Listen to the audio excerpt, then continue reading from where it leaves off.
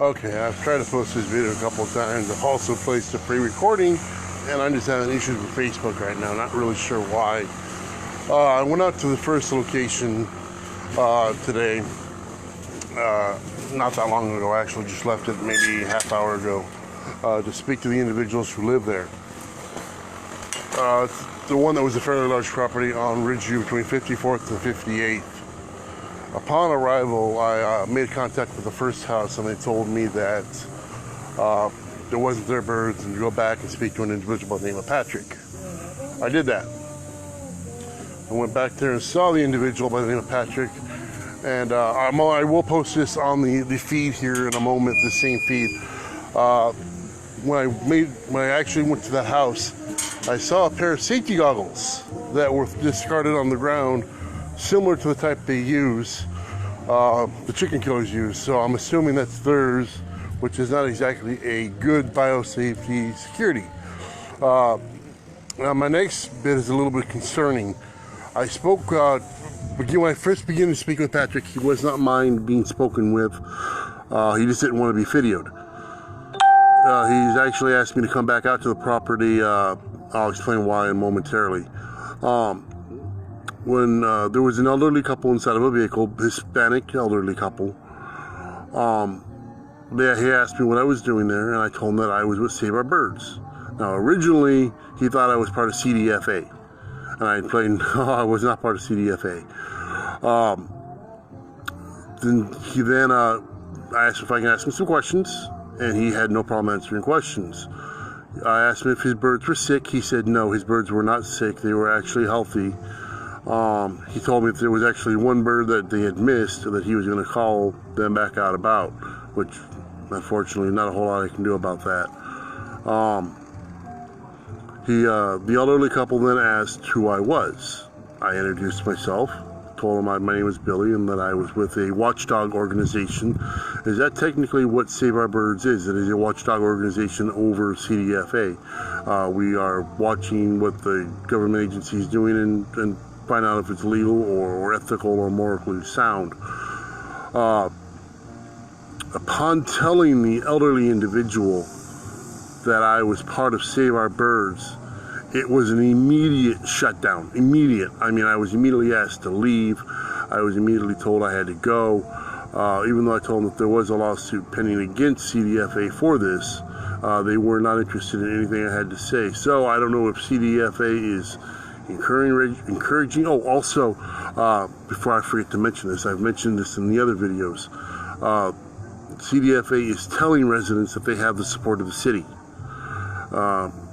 My understanding is, while the city may agree with the necessary euthanization, if there is an actual necessity for it, they may not be agreeing with the tactics. Again, this was an elderly couple. They were Hispanic. They did not speak any English themselves. The conversation I had was through the individual by the name of Patrick, who was told to make contact with. Again, I was told immediately to leave the premise. I am supposed to go back out there and speak with him. He has no problem answering questions, so I will get some information from him.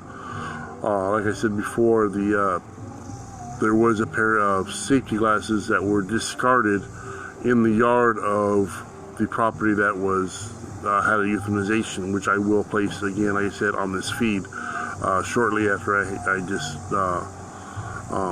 disconnect. Unfortunately, I cannot say that for the second location. I went out to the second property, which I happened to stumble upon, which I only had one CHP officer out there. I made contact with them. Again, another Hispanic family. Between my broken Spanish and their broken English, we were able to have a dialogue.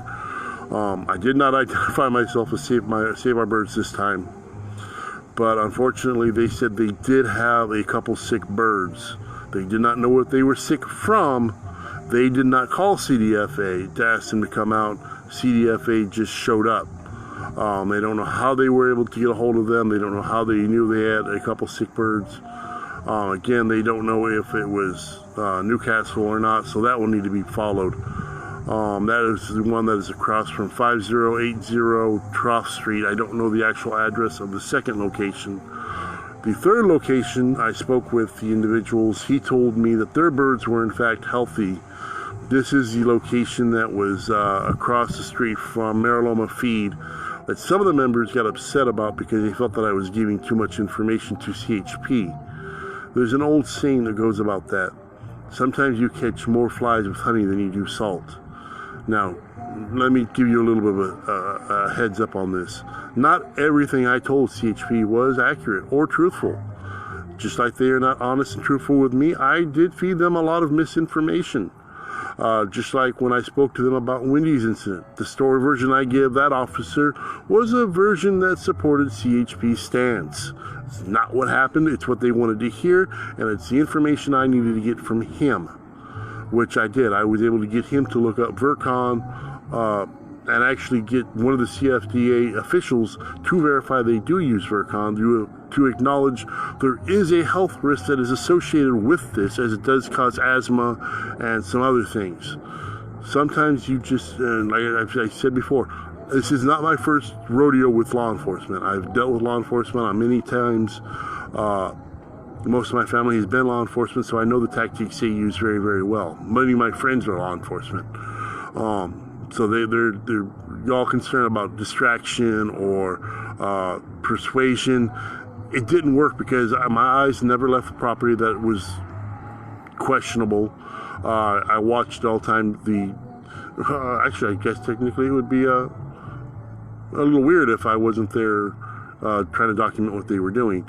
But I watched every aspect of what was going on. I made eye contact with the officers every now and then to appear as if I was actually communicating with them, but I was actually paying more attention to what was going on around me. There was 4 CHP officers there, 3 in a marked unit, 1 in the pickup truck that I followed earlier, which was the individual who had the beard that was speaking to me in a semi-condescending tone. That spoke to me in a semi-condescending tone. But again, I didn't let that faze me, as I expect as much from CHP towards this organization, because of the fact that we are on very ends of the spectrum. They support CDFA stance. I did get one of the officers to acknowledge, though, that if I talked to him about the video of the CDFA worker bouncing on the neck of the chicken, and I equivalent it to his pet dog because he does not allow his service animal near his family, because his exact words were, and I quote, "Why take the risk?" So he has a pet dog, and I asked him, I said, "Sir," I said, what if your dog was picked up by the back of the neck, thrown on the ground, stood on its neck, and then bounced on for no good reason? I said, "You're going to tell me you're okay with that?" He himself conceded that he would not have been okay with it.